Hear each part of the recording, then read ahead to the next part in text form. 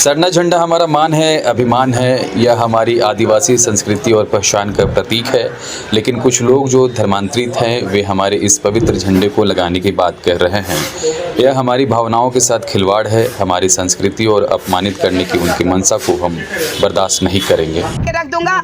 इससे पता चलता है हमारे धर्म समाज की बच्चे बच्चियों की जो इज्जत है इनके सामने कौड़ियों के भाव है। तो ऐसे समाज के दलालों को हम लोगों को बहिष्कार करना होगा और ऐसे दलाली करने वाले लोग आगाह हो जाइए। हमारा झंडा का प्रयोग करेंगे तो आपका घोर विरोध किया जाएगा। क्या लगता है झंडा आज रोक लीजिएगा गाड़ने से? झंडा मेरा मान है, मेरा अभिमान है, हमारी संस्कृति का पहचान है। और आपको लगता है कि झंडा को गाड़ने आया है और वो गाड़ लेगा, तो झंडा कहाँ गड़ा हुआ था आइए आप लोग को दिखाते हैं। अगर आप बेबाक पत्रकार हैं तो आप प्रखरता से दिखाइए लोगों को। आइए कट नहीं बनाइए, विजुअल बनाइए, पूरा कवर दीजिए। देखिए गंदा भी है वहाँ पे, देखिए गंदगी जबरदस्त है। उधर जाइए, जाते हुए दीपक जी दिखा दीजिए। झंडा जो है वो बांस गिरा हुआ दिख रहा है। देखिए बांस गिरा हुआ, वहाँ झंडा गाड़ा हुआ था। और थोड़ा सा दाहिना भी दिखाइए मेरी तरफ, बाईं दिखाइए, दाहिना दिखाइए। और पानी कहाँ जा रहा है देखिए। हम लोग झंडा को पूजा करते हैं और ये लोग धर्म का मजाक उड़ा के रखा है। ये लोग का ये वो झंडा था इधर देखिए, वो लोग लेटरिन करता है उधर। उधर देखिए ना मैडम, दिखाइए पूरा करता है, उसका सारा पानी इधर उधर जाता है। ये दलाली करने आया है। और वो सुअर गुड़ा वहाँ पे सुअर पाला हुआ रहता है, यहाँ सुअर भी चलता है। चलिए आइए, इतना ज़्यादा देर तक बताओ नहीं रह सकते यहाँ पे ज़्यादा देर। आपने वास्तुस्थिति देखा कि हम लोग कैसे झंडा उखाड़े होंगे।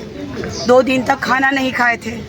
अजय तिर्की केंद्रीय सरना समिति के अध्यक्ष अपने आप को कहलाते हैं, आदिवासी हितैषी कहलाते हैं।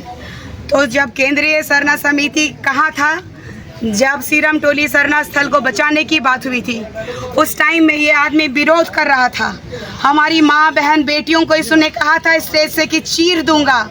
आज यहाँ पर देखिए झंडा गाड़ने आया है और वो झंडा जिसको हम लोग पूजा करते हैं, जिसको मानते हैं, इसमें जल चढ़ाते हैं। हम लोगों का झंडा को लगाने का भी नियम होता है, झंडा को उतारने का भी नियम होता है। और जिस जगह में, जिस क्षेत्र में झंडा गाड़ रहे हैं उस मौजा के पहान पुजार मानकी होते हैं। ये झंडा का और हमारे संस्कृति का मान रखने नहीं आए हैं, ये जमीन दलाली करने आए हैं। सीरम टोली में मोटा रकम ले लिया, इसीलिए हम लोग का विरोध किया। केंद्रीय सरना समिति का अगर सरना का हितैषी है तो आप देख लीजिए वहाँ जा कर के कितनी महिलाएं सरना है वहाँ पे।